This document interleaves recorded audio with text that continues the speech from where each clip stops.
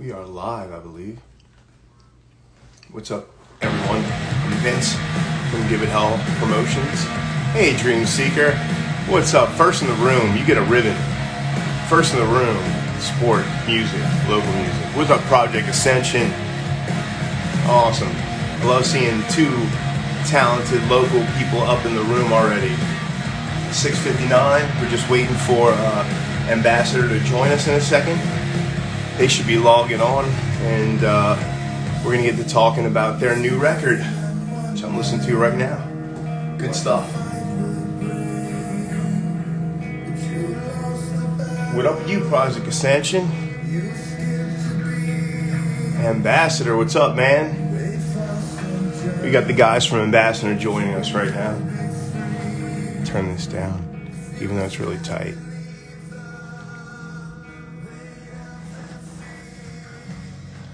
Of course, Ambassador. You're the whole reason I'm here. That's what I do before interviews. Ooh. What's up, boys? All right, man. I'm trying to get the camera flipped over, but I don't guess it's going to work right. Take your time. It seems to be like a common thing. It happens in every band. It flips, falls. That's the back camera. Yeah, that's the back. Fuck it. Oh, whatever. It doesn't matter. We could see you guys, and we could hear you. I've been hearing you for the last couple of hours jamming on your record. We're gonna get close in here. We don't have masks and stuff, but yeah, digital distance. Yeah. So what's up, guys? How's everything been going? Oh, good. Pretty good. How about with you? Man, pretty good. I mean, doing the best that can possibly be done with no shows and no touring and, all that. Just making the best. Oh, excuse me, the best of it. Yeah. We're releasing an album without a release show is kind of strange, but we'll make it.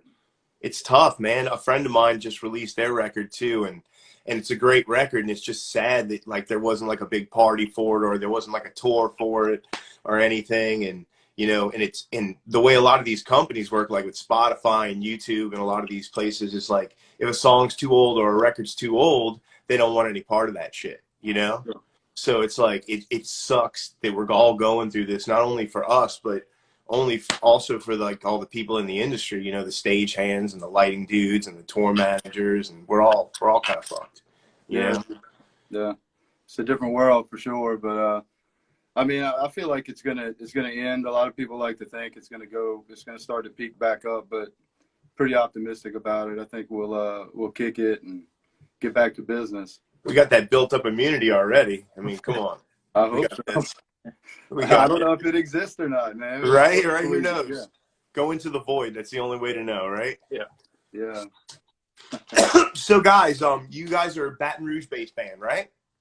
Yeah, pretty much. I mean, we're AP, as they say, Ascension Parish. And LP. Yeah, and LP. We 2 AP and 2 LPs. So. Yeah, but basically out of Baton Rouge, that's the closest thing. That's is really where we started. So nice. And how long y'all been a band for now? What, 17?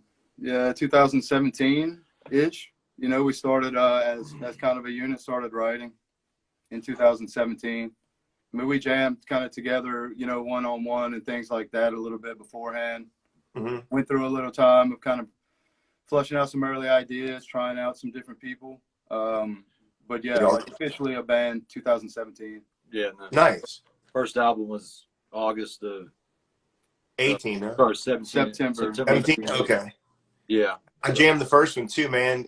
You guys for just 3 years have really gelled as a band, and like as musicians, you guys are hitting the nail on the head. Good production. I like the real almost trancey psychedelic rock aspect of your music. It's really cool, really laid back. It's not trying too hard to do too much. I like it. Yeah, I mean, we never really consider ourselves metal band or anything, although we do like we like those metal sounds. It just stems from all the vast influences across the board between all four of us. It's kind of just this is the product of what all that is. That's what it's supposed to be like, right? Right.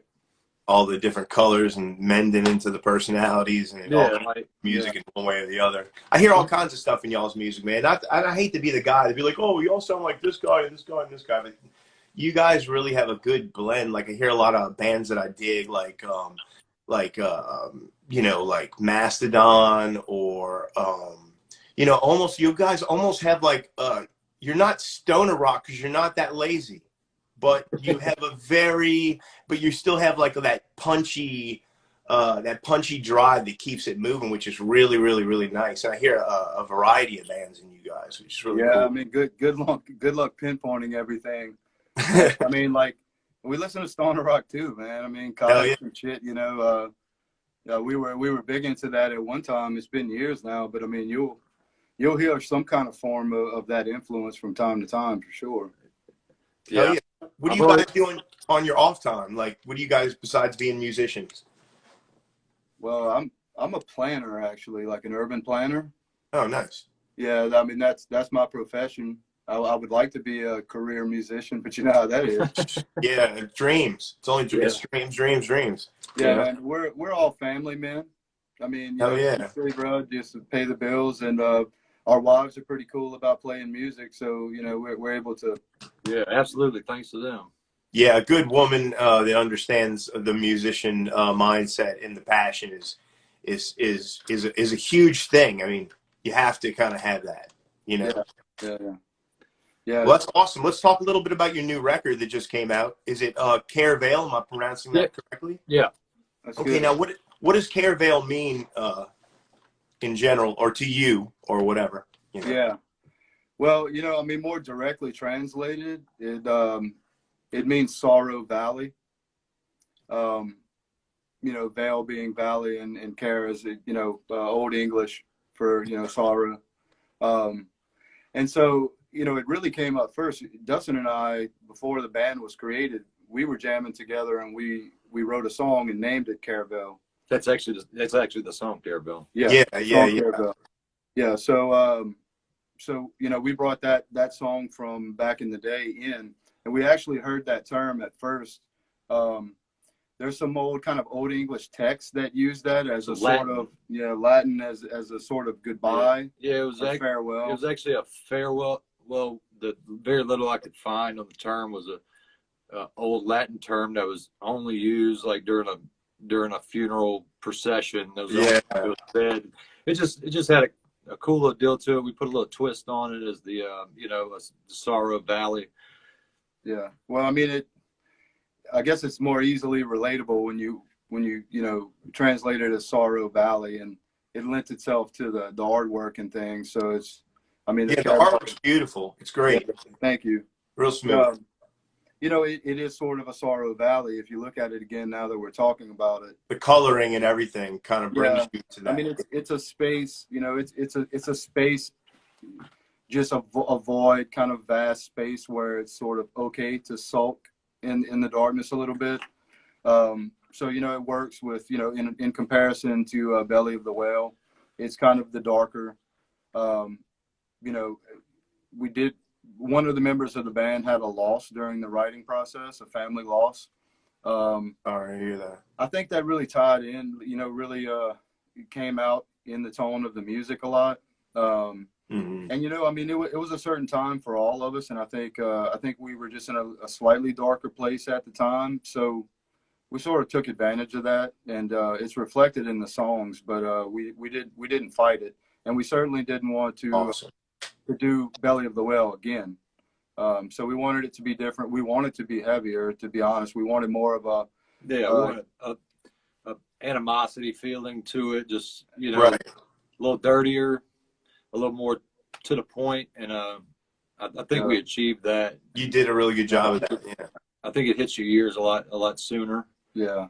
more immediate. Yeah, and there's a lot of parts of the record that'll hit you, really hard. Like you're listening to like a really heavy band, and then all of a sudden it goes to this beautiful ambient, atmospheric thing, and it has so many different subtle, tasteful layers of really good instrumentation, guys.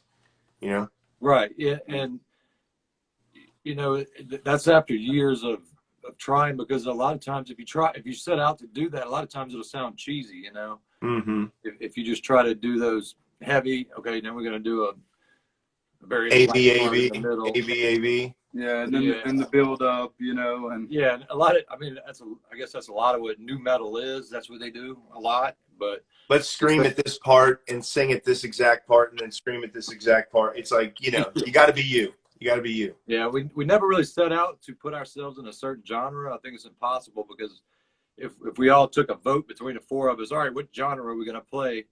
We're going to end up in four different places. Right. We're not going to agree on it. So basically, this is the product of what us four collectively do, you know. And I think if you change one piece, it would end up sounding, it'd be something else, you know. yeah, we all in general like, you know, dark and kind of emotional music, no matter what the genre is. Right. Always kind of had the philosophy that, I mean, heavy is not all about a distortion pedal, you know. 100%. Heavy's about how much it hits the heart in the note selection and kind of where you're coming from and the vibe. Right. So, you know, we don't consider ourselves a heavy band, but, you know, I mean, we certainly don't just try to chug to be heavy, you know. Right. Yeah, you can definitely tell. Yeah. You can definitely tell. You thicken with heaviness. Right. You're Try to not, make that, you know. yeah, the heavy parts, I guess we try to make them actually mean something, and not, you know, that if that's all we did 100% of the time, I don't think it would have as much meaning, I guess. And No dynamics, no meaning. Scale. Right. So, but yeah, I mean, before I started when Ambassador, they were already Ambassador. They were already gigging before I started playing with them. Mm-hmm. And what I was doing at home was strictly ambient, cinematic score type stuff with the guitar, my looper pedals and stuff like that. So when they asked me to come in, you know, most of the Belly album was already complete. So I made a bunch of that texture over it. And that's kind of, I guess that's kind of one of the stepping stones that got us to this record and the sound and everything. Yeah, that was his introduction to the band, is to kind of add some atmosphere that we felt like we were lacking. But, you know, of course, it morphed on this next album to him having a much more active role. So, you know, as I mentioned, Carevale was written beforehand when he and I were jamming before. I think I've seen the track the other day. I think that was 2013 that we first like stepped down. So, yeah, you know, that track's actually got some age on it. It's just never got out there. Yeah, out the door. And we always liked it, you know, so it was great to have the opportunity to bring it back. Yeah, and after we was writing the other songs, you know, what additional tracks we wanted to start working on, we kind of all, and even Jason really liked it too. So I was like, you know, cool. If everybody's down, let's see what it sounds like with us, and it sounded good. So we went with it. Oh yeah. Well, dude, I've been listening to it, and congratulations. It sounds awesome. Where did you guys record it at? Hightower Recording in New Orleans, actually, with James Whidden. Okay, yeah, I know James. Yeah, so he does Thou, and, you know, he's done some I Hate God and he's done. He does my friend High's band. My friend Craig's in a band called High. Yeah, I think he's done a lot of stuff. And he's done a band that I really like too. Career Suicide. Did he do Forming the Void also, I believe? He did Forming the Void's latest, yeah. Willem Scream. That's who he did. He was the sound guy with them, I think, for a while. Yeah, he does a lot of, you know, music production and sound production kind of for, you know, large companies, you know, computer companies and things like that in New Orleans. He's a talented guy, man. I've heard a lot of his mixes, even raw, and they're like really punchy and really organic, yet they have like a bit of a polish just so you hear exactly what's going on. It's nice, you know? No, he's like a professional where he has like, you know, mad skills to do it, but he's also really from the DIY world. You're right. So he understands how to produce it and mix it in a way where it sounds polished enough to pass. Right. It holds on to a lot of that DIY kind of, you know, vibe. Yeah, I mean, he's super down to earth. Yeah. Awesome to work with. And then, you know, messing with recording software at home and stuff and thinking I'm getting somewhere. Then I watch him go to work and I'm just like, all right, I'm never going to try this again, because man, when he starts getting that mouse flying everywhere, that's impressive, you know. It's a work of art. I know how it is. Yeah. I look at some guys. I mean, I'm an engineer myself, and I look at some guys sometimes, and I'm just like, Yeah. wow. Part of the record, I guess, because I think it's been mentioned that we basically recorded it live in a live setting at his studio. And Awesome. Part of the success we can attribute to that is him, A, making us feel so comfortable there, and B, working so efficiently that literally we didn't have to, all right, stop and fix this and fix that. Once Right. it took us, I don't know, an hour or two just messing around. Once we got everything dialed in, we were ready to go, and we started laying tracks. And I mean, that's the good way. That's the old school way, man. That's how you got to do it. And it sounds like it. It sounds nice and crispy and raw. You know, I like it. Yeah. And we did some takes, and we would do a couple multiple takes of a track, and you know, some of them we could feel the emotion a lot more in. The drums are hitting harder, and you know, just everybody was feeling it, and it comes out in the sounds. It was like, yeah, we're gonna keep that. So, how long was the process? How long did y'all record it in? 2 days. Yeah, it was like a Friday, Saturday, and Sunday. We just went in and just did a little bit of cleanup, and we were out of there. Yeah. Now, wow. I took like 3 months to do the vocals because, you know, I just started playing bass in the band. Oh, okay. Yeah. So we made a change on bass, and I picked up the bass, but it was more when we all got together. It was like we were writing sort of instrumentals, and I of course had vocals in mind. Right. But really wanted to focus on just getting comfortable as a bass player in the band. So you're basically learning 2 jobs at once. Yeah, yeah. So, you know, and I always I work that way where I'll kind of mouth melodies and things, and to the point that we're in the studio. And then I started to kind of nail it down because you record vocals. You know how it is when you record something, you sing it with a loud band in a rehearsal room, and it sounds great. And then you get in front of the mic, and all of a sudden it's like, okay, I need to work this. I need to rework this, you know? Yeah. So, you know, we recorded all the instrumentation to get that live energy. And then, you know, me and Jay kind of collaborate on a lot of things. He's a vocalist as well. And, you know, he was a singer for Never. I don't know if you've heard of them. Oh, okay, yeah, I remember them back. Yeah. Did it have a K in it? Yeah. Yeah. Never. Okay, yeah, I remember them, yeah. Could never. Yeah. And we can joke because we're not in the band. Yeah. No, but where was I with that? Yeah, but I took a little more time on the vocals, you know, just to write the lyrics, write the melodies, get the right takes. You know, Jason. So important.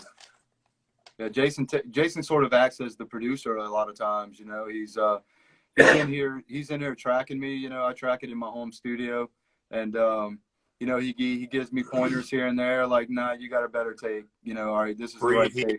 Yeah, you know, things like that. If I get stuck on some lyrics, he may lend a line or sometimes a half a song. You know, that's awesome. Great. You know, there's a lot of kind of really more personal kind of lines in this album. And a lot of that came from him kind of coming up with things that I wasn't comfortable with. I maybe felt like it was a little too personal. I don't really like to get terribly personal. I like to reflect kind of on larger scale things. With you, yeah.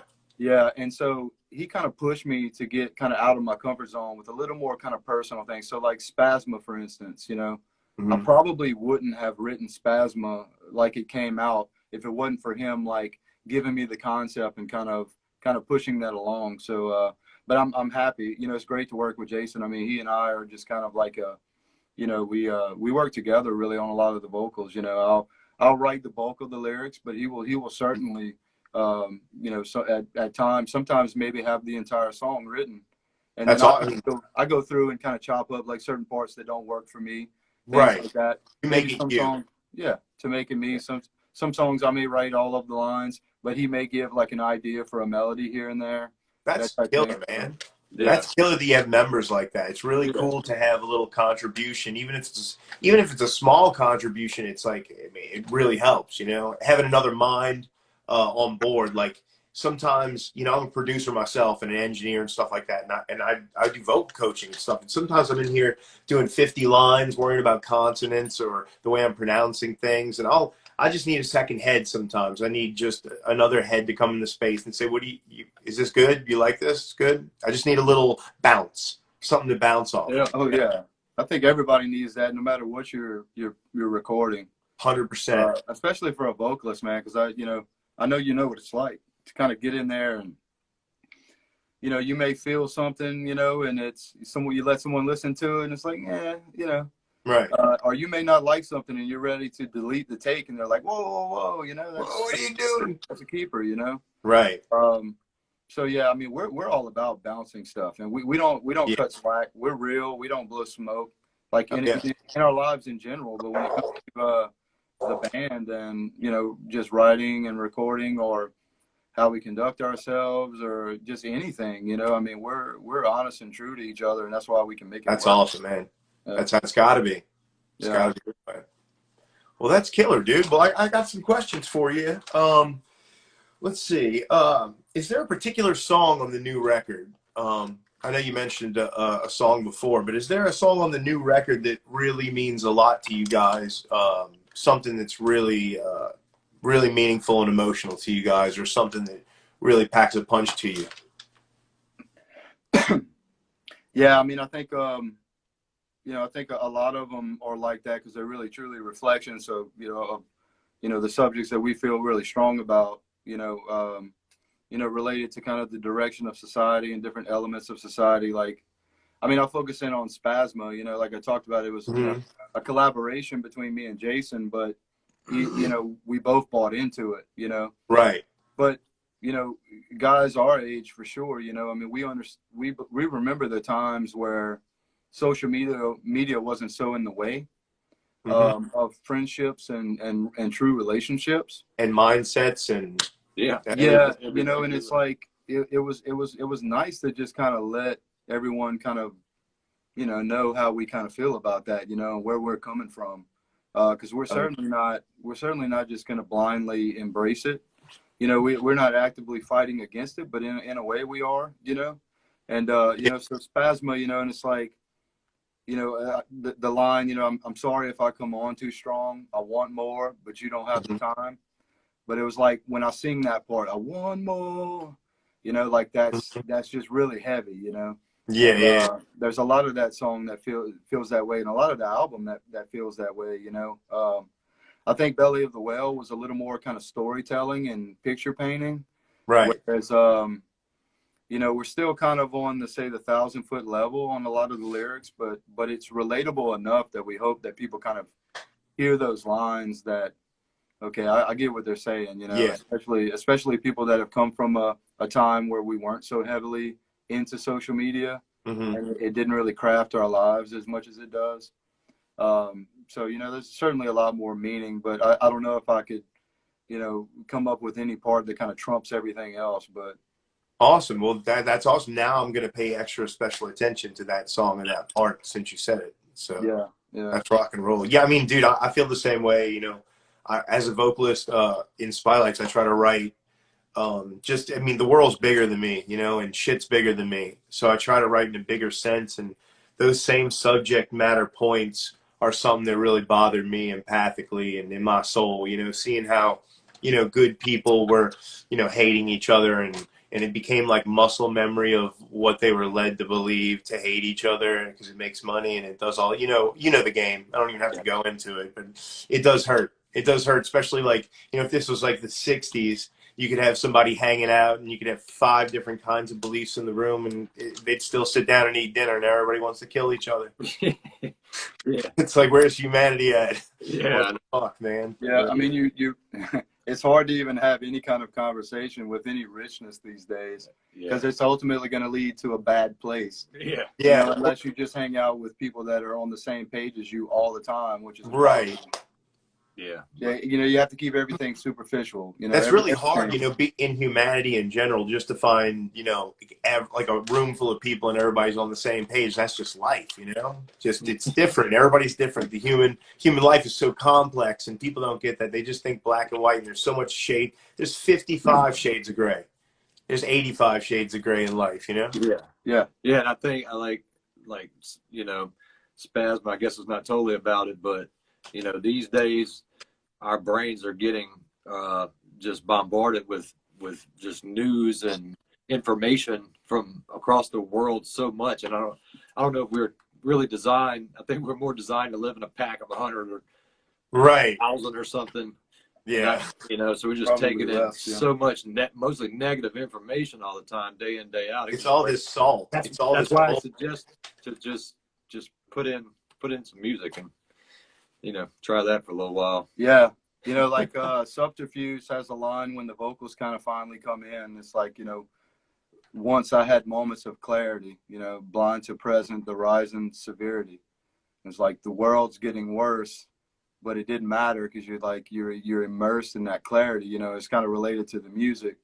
You know, I would hope that our music kind of communicates in that way where it's kind of an escape, you know. And I've had people, you know, kind of comment that, you know, you turn the record on and it's kind of you go kind of to a different world for a little while, you know, and kind of float. It does. It definitely does. I'll tell you that. Yeah, I've been listening to it all day, and it definitely brings you into a place where it has you thinking, you know? Yeah. I mean, that's how we wanted to do that. We wanted it to be an album like albums used to be, you know, like, you know, in the 90s and stuff, when, you know, you listen to that album in its entirety, and, you know, all you had was a CD. So, you know, it actually took a physical activity to change the music, not a talk to your phone or whatever.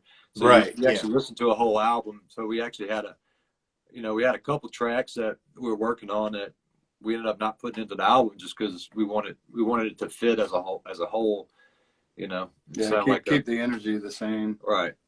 Yeah, definitely. Keep the energy, the mood, and, you know. Pale Shelter says, "Great job on the new tunes, guys." Hey guys. Yeah, right back at them too, because that's a good album. That album they got. That thing, I can't say it enough, man. I love that record. I wake up in the mornings, you know, as a vocalist, you know this, like, or you both know this. Like, it's nice when you wake up in the morning and you have a little hook in your head, and you're like, "What the fuck is that hook from? Like, what song is that hook from?"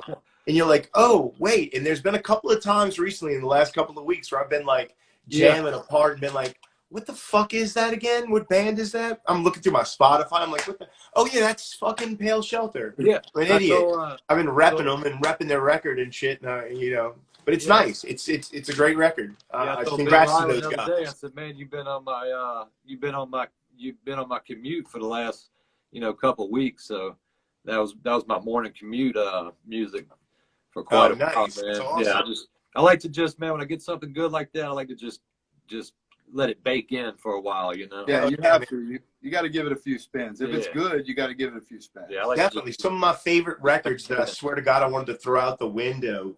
Give me 2 weeks on them, and I'm like, "Whoa! You want to talk about their most brilliant shit they've ever done?" You know. We were talking about Deftones' Gore the other day, the album Gore, and I mean we're both Deftones fans, you know. Love Deftones, yeah. But you know, Gore came out.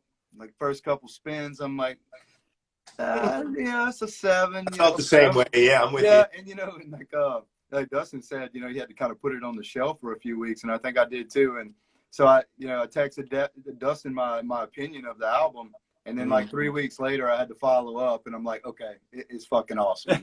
Yeah. You know what? I find that. I'm sorry, I mean, yeah.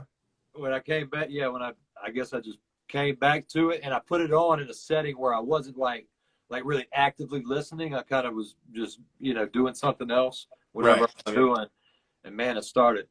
I was like, hold on, and I put it in that bake session where I just put it in and leave it in every time I get in the truck. It's on, you know, and then man, it definitely rose up, and I was like, oh, I finally get it, you know. And actually,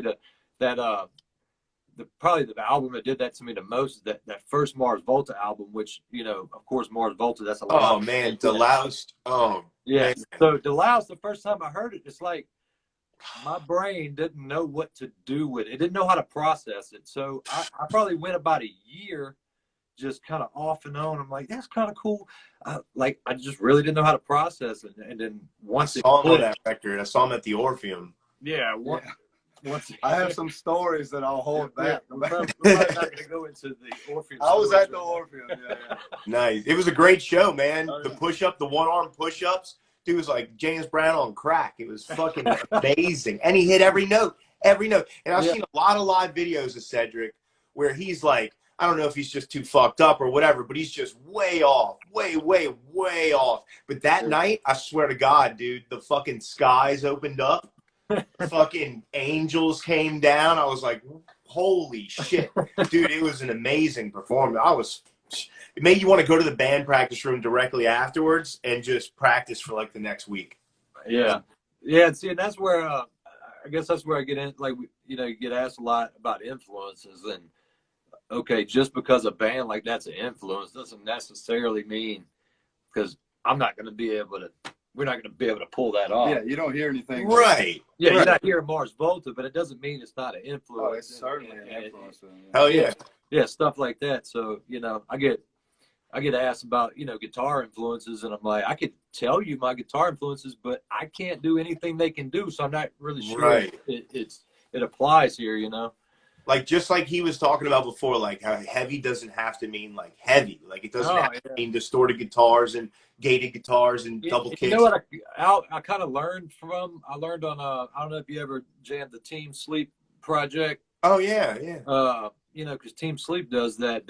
You know, they really don't go to really heavy thrashing metal riffs. Yeah, it's real pretty and man, they'll bring it up. Just the writing and the arrangement of everything will bring you to a place where it's like, man, this is, man, yeah, he's still clean, you know? His amp's still clean, and they're like, you know. Yeah, Chino Crosses is dope too, you know? Yeah, Crosses, absolutely. I like Zeta a lot. That's the singer from Tesseract, if you're not familiar with that. It's like kind of like a dark wave kind of thing. Yeah. You know? Yeah. Cool. Before, you know, I don't know if Pale Shelter's still here. The Pale Shelter, they said much respect, dudes. Yeah, I don't know him that well, but is it David? It's Roman's the singer, and then you have Steph, then you have Wayne, and then you have Ben, and then you have Plumber Dave. Yeah, Dave. I call him Plumber Dave. That's my homie from way back in the day. I don't know Dave that well, and I can compliment a lot of the album, but as a bass player now, I can say that his bass tones are awesome. Yeah. Like killer bass tones. Like when I turned it on, I'm like, damn, I want that tone. That Ampeg tone was just clutch. So props. Nice. Well, Dave's always been a worker, man. Ever since I've known him since 2001, we've always, joked like the dude's fingers look like he could just straight bust bricks with them. Yeah, man. That album's good, man. It's rocking. Well, you know what? Maybe we'll get a show together, the three of us, down here in New Orleans when fucking shit isn't so crazy, you know? Yep. Oh, absolutely. Yeah. We can do it whenever, man. We can do it at 6 a.m. on a Wednesday morning. We'll be there. Dude, that would be awesome, man. That would be awesome. So I got a couple of more questions for you guys just to see what's going on with you. Are you guys planning on shooting a music video for the new record or any of the songs off the new record or what's in the works or whatever, you know? Yeah, we have someone that we generally work with on videos that we're still kind of processing some ideas and developing some things, but yeah, we'll be putting something out pretty soon. Hopefully sooner than later. We're also really considering doing a vinyl pressing now. Nice. A lot of people, we do fairly well on Bandcamp. We catch a lot of new fans on Bandcamp. Really supportive people, and everyone's asking for vinyl. And we pressed Belly on vinyl, but this go around, it's kind of COVID going on. We didn't know if we were going to be able to play shows, right? Sell it and things like that. So we held off, but it looks like I'm going to have to be making an order on that. So nice. Hopefully, hopefully awesome. In the coming few months, we'll have kind of a video / vinyl release. Yeah, it's kind of a touch and go thing on the vinyl, I guess. And then, but I mean, I guess it'll just give us another semi-release. So hopefully when the vinyl comes out, maybe we'll be able to release it with a live show, which would be, killer. Yeah. That'd be awesome. Very good, a vinyl release or something like that. I remember before the COVID, we were even talking about planning on doing something at the Wolf or something, Yeah. But, I definitely still want to do it. Yeah, we are. The whole scene's dying right now just to get back on stage, man. Yeah. Everybody is. Yeah. Yeah, you don't, you go from a point where it's just like oversaturated with shows. And you know, no one showing up because everybody gets bored with it, and then all of a Right. sudden, I'm hoping when things open back up that it's just going to be like opening the floodgates, and you know, all the attendance will be strong. You know, plenty of kind of shows. We just need to hold on to those venues, man. We gotta. Yeah, Yeah, hopefully everybody. they're struggling too, man. Everybody's struggling, Well, man. hopefully everybody's you know, I think everybody may be taking it for granted what, you know, what we had. And now they're like, all right, we're going to go 100%. I forward. agree with you Yeah. 100%. It's like that Cinderella song. Don't know what you got until it's gone. Yeah, that's right. Don't know If I what was one more beer deep, you might hear a little clip. Yeah, no. But no, it's for real. But you know what? Sometimes in life, you know, I don't know if it's like some weird way of us having to appreciate life more or to take the little things, you know, not take them for granted. But, you know, it's like hopefully when the smoke clears and we're all back to shows and jamming and at least moving around a little bit and having some decent headspace with friends, people will come out to shows and not sit home and just watch Netflix because they've been doing that for like the last 6 months. Yeah. You know, maybe come out and enjoy. I mean, we had one show that was, it was right after, with the pandemic, right after they said we could have shows here in New Orleans, we did one. And we did it over at Southport Hall with Mark Bagnetto, and the news wanted to report and all kinds of stuff. Mark was like, nah, whatever. And basically, like, it had to be under a certain amount of heads, and just, it was like 200 people, that were under 100, 200 people, of people outside and stuff. But just the whole scene being there and seeing each other, like cats that normally didn't hang out, cats that just said hi every now and then, were hanging out and chilling and talking. You know, I got off of Facebook, so now all my friends text me and, you know, stuff like that and call me. So it was nice. It was nice to see everybody out there, you know? Yeah. Yeah. It's crazy. I don't do any social media. So my social media is my band text thread. So anything that crosses my mind, I send it to them. They're already doing all the other stuff. So Beautiful. yes, they just ignore me sometimes. It's all good though. Yeah. He sneaks on there though. He's kind of like low key on his wife's Instagram. Got to keep up. Hey, dude, you got to do what you got to do, especially to keep the music alive. So I mean, that's the only way I don't want to be on it, but that's the only way I get to find out stuff. I wouldn't have known when Taylor Shelter was releasing the damn record.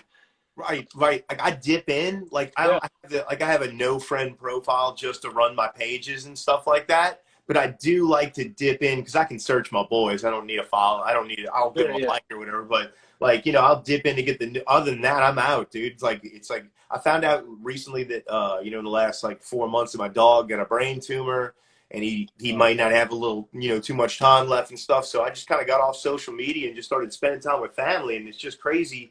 After separating myself from it for a little while, how much more my synapses working and concentrating on the things that I should be concentrating on instead of wasting time and scrolling through negativity or worrying about why this guy hates sumo wrestlers or something. You know? I mean, it's out of control, man, and we really need an intervention. I don't know what it is. Yeah. Maybe music is where it's at. You know, I don't fucking know. love. Yeah, we need an intervention bad. But I mean, even when it comes to marketing a band, I mean, I'm sure you know. I mean, the reach on posts these days, Terrible. If you don't throw money toward the post, nobody sees it. Yeah, I mean, it's like, it doesn't matter. Yeah, it's really horrible, you know, nowadays. So it's basically losing its value as a marketing tool to a certain extent. Unless you're constantly throwing money at it. So. I'm only one person, but I still do it old school like I used to. You know, I just open my mouth and tell people. Yeah, I come across. I'm like, hey man, you listen to this kind of music, man. You need to listen to this band. You need to listen to this band. Right. That's how it's supposed to be. It's like, you know, like if you were an insurance salesman and you were working for Progressive and you were at the bar drinking a beer and some guy was talking about how he needs insurance, you give him a card and you tell him who you were, right? Well, it's like it's the same with us. We're just a little more like introverted and humble about it, but at the same time, you know, it's like in the aspect of like, hey, this person might really enjoy this. You know, it's good to speak up and sell yourself on your friends. And then you can, I mean, if you're face to face, you can judge whether or not they're going to be remotely interested. You know, right? Yeah, 100%. Instead of just, you know, just reaching people that could care less, you Right. know, and maybe Yeah. they like music, maybe they're into something different, you know.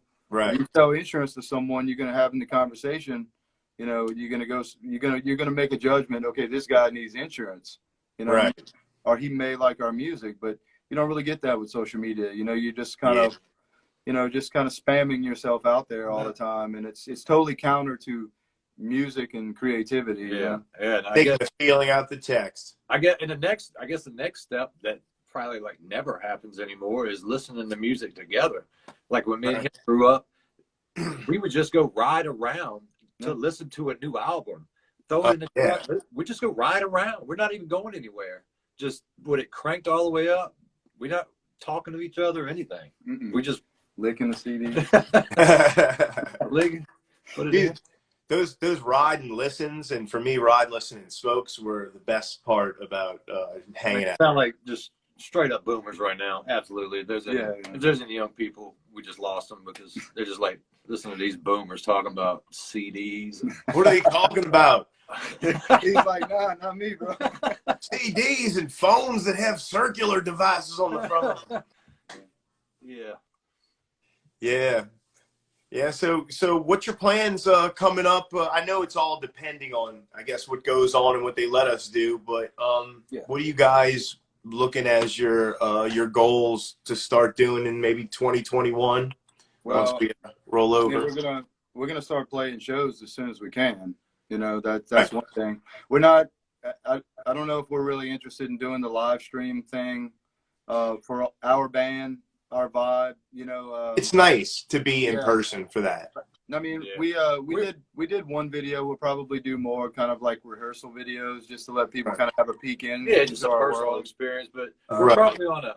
we're probably on a medium level of practicing. Like we're just kind of, you know, Getting back in shape, staying sharp a little bit. Like not full. Like we get a show in the books, we'll quickly get back up into form real quick. But right now we just kind of having fun with it. We get in here, we run through the songs, and you know, we may throw some experimentation down for a little while. And I mean, whatnot. we had big plans to tour to support Belly, Right. and Ian, our drummer, ended up having a baby, kind of right after release. So we took a little break over the holidays and things, and once we got back together, we got back in the rehearsal room and got ready to play shows again. Started playing some shows, and the next thing you know, time had passed, and it's like, well, we got to write another record, you know. So we kind of went back and started writing. But this go round, we actually have another band member. Congratulations to Jason and his wife. They have a baby coming soon. Congrats, Jason. But it times out pretty good because we have you know, with COVID and everything, you know, we got a little time. So, but 2021 when it kicks off, I mean, we're going to try to tour a bit more, you know, outside of the state. You know, we'd like to get out to Austin and Dallas, you know, Houston. Getting some markets that'll appreciate it, man. Yeah, and you know, when you're in New Orleans or when you're in Baton Rouge or Louisiana, it's kind of hard to reach markets kind of quickly. You know, I mean, the drive. I mean, even Houston is 5 hours away, and if you start talking about kind of Mississippi and Alabama and things, there's not a whole lot of markets there. So you really have to go Atlanta, Savannah. You know, Jacksonville. maybe Jacksonville. Jacksonville's a good area. Austin's always good, you know. But we you know, we have some fans kind of all over the United States that we, you know, become close with. They have supported us since the first album, and I mean, I go back and forth and message a lot of these guys. You know, I mean, I just really appreciate them. You know, and so we'd like to get up there, even if it's for a weekend, just to kind of play a show in a town where we at least have a few fans that have been aching to see us. We don't need a huge stage, you know, just to get up there and play for people. You know? Yeah, like we talked about in the past, we'll play with anybody, but most of the time we're either way too heavy or way too soft on each end, you know. So depends on who we're playing with. I mean, we play with just straight up death metal acts, and then we get up there and it's everybody's. Yeah. So we go to, you know, the whole other side of the dimension. And we try. I mean, we like to make sure that the experience is curated well. 100% carryover. Yeah, I mean, we kind of see it like we played some shows at Varsity Theater that we put together, and we were really careful with who played, and we wanted to kind of complement the vibe of our band. Right, definitely. We like to throw projections out at certain shows, video projections, and invite an artist or two to do live painting. Just kind of make it a visual and audible experience all at one. Make it worth it for people, to pay the price and actually motivate them to get out of their house. Yeah, yeah. Yeah, no one wants to see four dudes not moving at all and just standing still playing the same songs we've been playing every show for the last 3 months, Yeah. Yeah, dude, that's awesome. So, if you guys were gonna be touring, right? Like, if you were gonna be touring, let's say you got picked up tomorrow, and you had a choice of a band to tour with or a package to tour with. I'll give you 2 bands, so you have like a 3-band package, and it would be you guys and these 2 guys go. Okay. Brutus. The same man. Yeah, Brutus is one of them for sure. I mean, do we really want to get blown away by Brutus? No, I don't care. Yeah, I don't care. Brutus, I love Brutus. maybe we could just go in between 2 Brutus sets and we'll probably be good. You'd be good. You'd be 100% on that. Yeah, I don't know who the 3rd band would be. I mean, sure, Russian Circles or Torch would be. Circles, Torch. Yeah, absolutely. Anything with Stephen Brodsky. I mean, anything he did. Mutoid Man. Brutus. Oh yeah, dude. Brutus Ambassador. Yeah, there you go. Right. Mutoid Man is the bomb, dude. I watch 2 Minutes to Late Night all the time. Yeah. Yeah. Fucking You watch great. Stephen Brodsky has the greatest gear rundown of all time, man. It's like 20 minutes 100%. long. It's amazing. I watch it like once a week because it's hilarious. We share.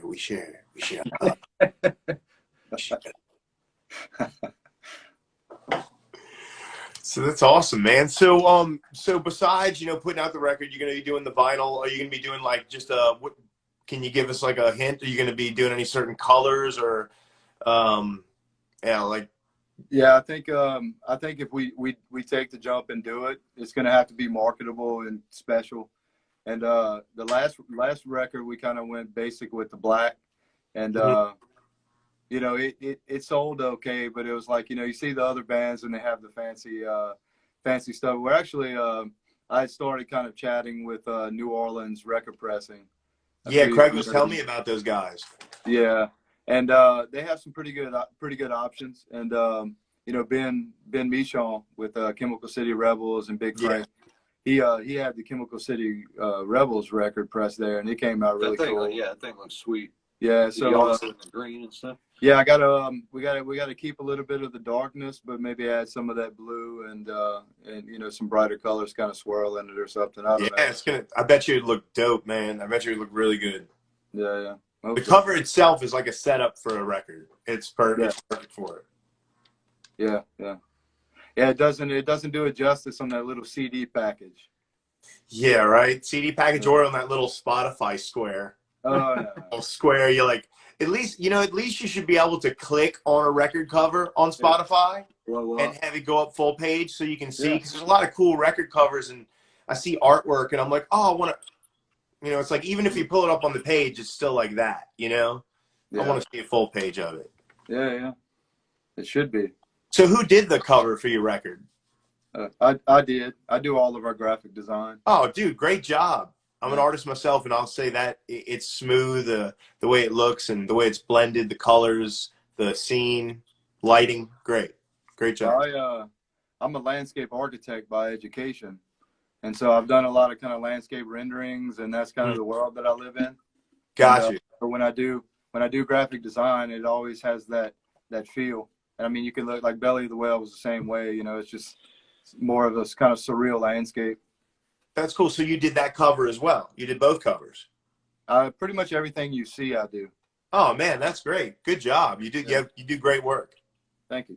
It caught my eye. In the local scene, it helps to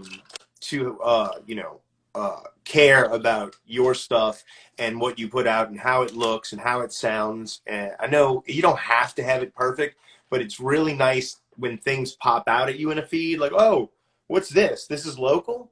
wow, that's a really nice cover.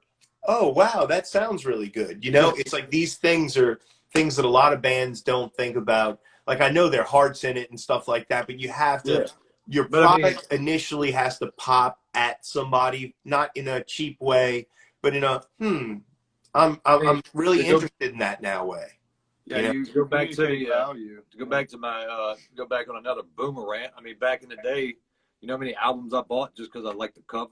I didn't even know a lot of them sounded like garbage once I got them in the CD. Right, right.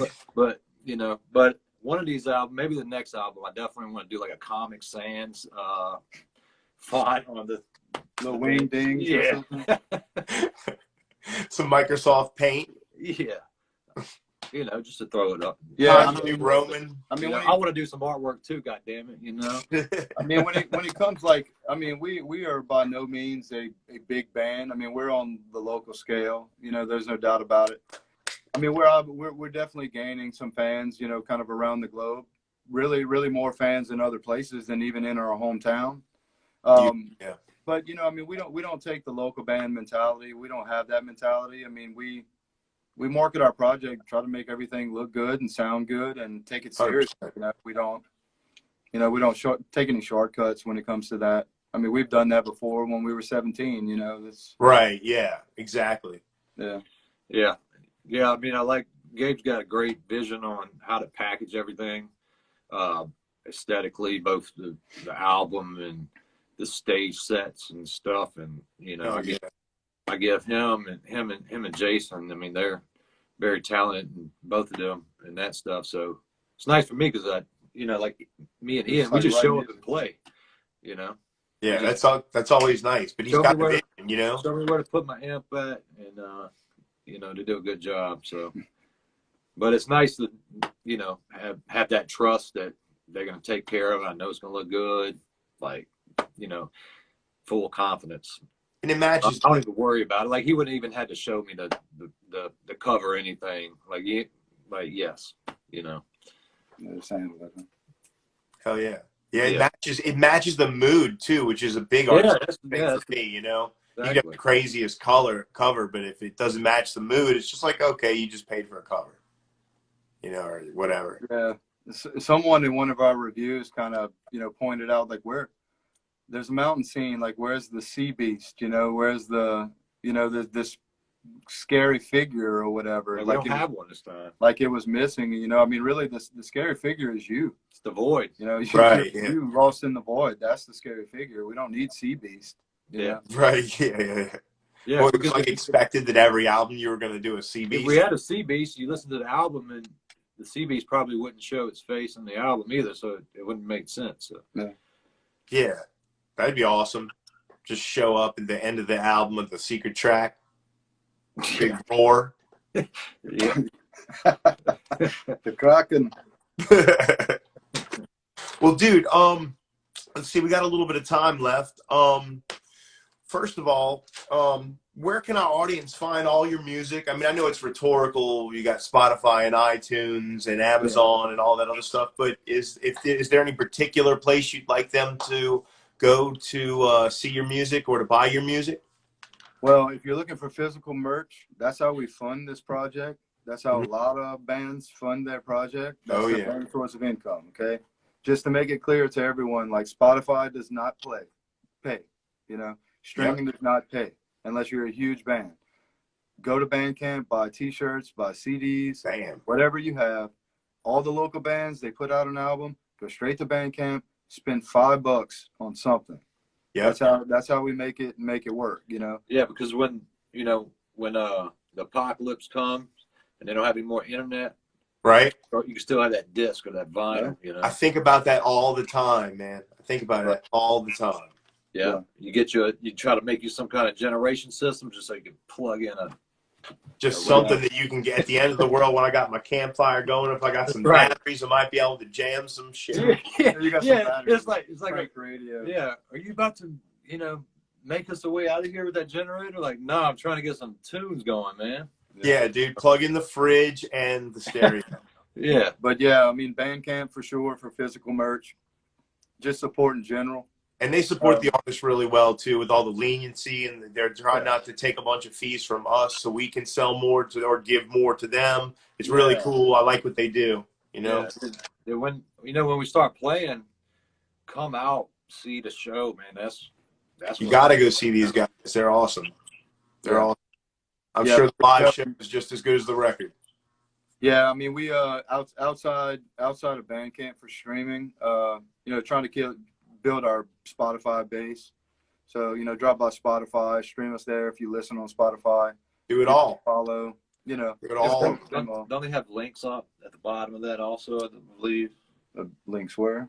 On Bandcamp? Yeah. Yeah, Bandcamp has links that you can link out, but I mean, same old stuff. Follow us on social media. All of our links are there. We make sure everything's there. So, Give these guys a like. You have to give these guys a like on their page. A lot of people don't realize how much a single like means to a band. I mean, I've had friends that literally love my band, support me, great friends. And I swear to God, they're like, dude, why can't I tag you? And I'm like, do you like my band page yet? And they're like, oh, shit. No, you don't. No, so, people don't realize that. And even on your social media posts, especially Facebook, like if you don't have any likes, you don't have any comments, Facebook is just going to kill it. Like it will literally show it to 20 people and stop. Yeah. They're going to kill it regardless, but they're going to extra kill it. They're going to if it doesn't have any likes. Right. No, if you like the shit out of it and comment, like maybe 100 people will see it. The algorithm will let up a little bit, and then you got to pay them. Yeah, they know if you pay. If you pay, they won't forget.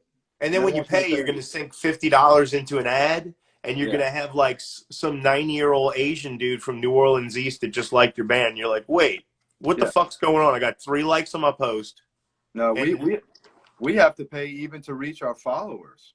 It's crazy. I'd rather have a fucking private paid Facebook account, charge me $50 a year, but I get all my fucking friends and I get all my connections. And if I post something, it's like, what?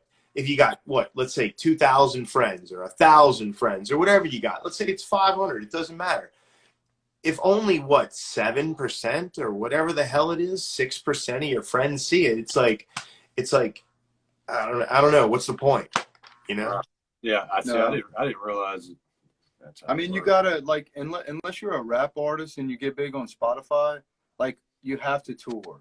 Hey, right. Let's go back to MySpace. We have a MySpace. We got a MySpace. I'm with you, dude. Music on it, but I set it up the other day, so nice.